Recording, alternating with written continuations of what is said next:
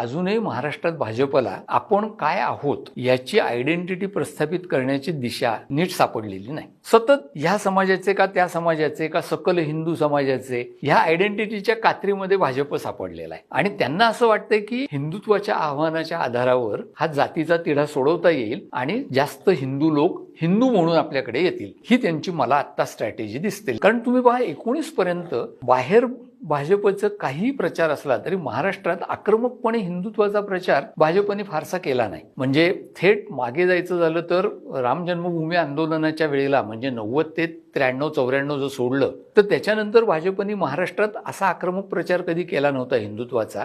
आता अचानकपणे जे हिंदुत्वाबद्दल फारसं कधी थेट न बोलणारे नेते होते ते आक्रमकपणे हिंदुत्वाची भूमिका या न त्या स्वरूपात मांडतायत.